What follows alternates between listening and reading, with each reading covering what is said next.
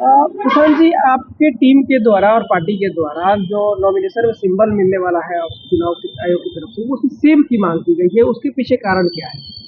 नहीं, सेव की मांग नहीं की गई है। सेव भी एक ऑप्शन है। सिंबल अलॉट करना तो चुनाव आयोग का प्रीरोगेटिव है। जो भी सिंबल वो अलॉट करेंगे, सिंबल महत्वपूर्ण नहीं है। महत्वपूर्ण है बिहार में बदलाव, महत्वपूर्ण है अच्छे प्रत्याशी का चुनाव।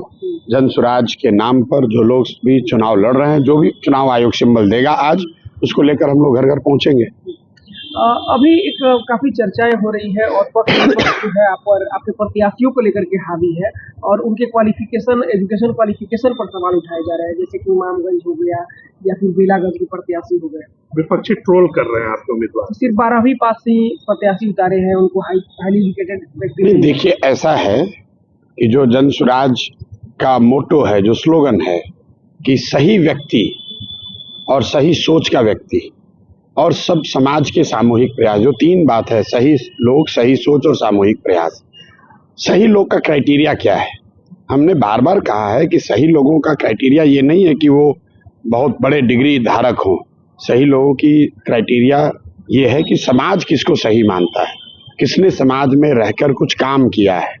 अगर जो लोग ये कह रहे हैं इस परिप्रेक्ष्य में कि मैंने तेजस्वी जी के 9वां पास नहीं होने की बात उठाई है, तो मैं बार बार कहता रहा हूं कि सवाल ये नहीं है, प्रश्न ये नहीं कि वो 9th पास नहीं है, क्योंकि कई बार परिस्थितिवश आपकी जो पारिवारिक, सामाजिक, आर्थिक स्थिति है, उसकी वजह से आपको संभव है कि आपके पास कोई बड़ी डिग्री न हो, लेकिन इसका मतलब ये नहीं है कि आपने समाज में कुछ काम न किया हो। दूसरी बात कि तेजस्वी जी जैसे उनके माँ बाप मुख्यमंत्री रहे हैं, जिनके माँ बाप मुख्यमंत्री हैं, मुख्यमंत्री के बेटे होने के बावजूद अगर आप 9वीं क्लास पास नहीं करते हैं, तो आपकी योग्यता से बढ़कर ये इस बात को दिखाता है कि शिक्षा को लेकर आपका नजरिया क्या है, शिक्षा को लेकर आपकी सोच क्या है।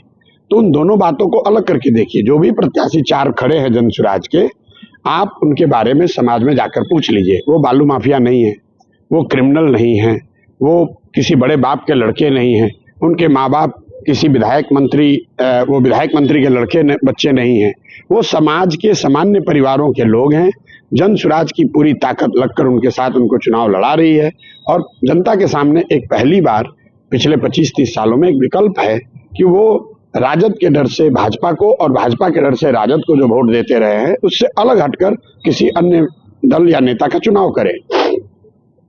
एक और अंतिम सवाल ये रहेगा कि अभी बिहार में काफी चर्चा चल रही है पप्पू यादव और लॉरेंस बिश्नोई के जो कंट्रोवर्सी हो रहे हैं। पप्पू यादव के द्वारा उनको खत्म करने की बात कही थी, फिर लॉरेंस बिश्नोई गैंग के द्वारा धमकी दी जा रही है। देखिए, ये लोग जिस तरह की राजनीति करते हैं, अब उनका अपना मामला है। पप्पू जी ने क्या कहा, किसको किसने धमकी दी नहीं दी, मुझे ना उसकी कोई जानकारी है, ना मैं उस पर कोई टीका टिप्पणी करना चाहता हूँ।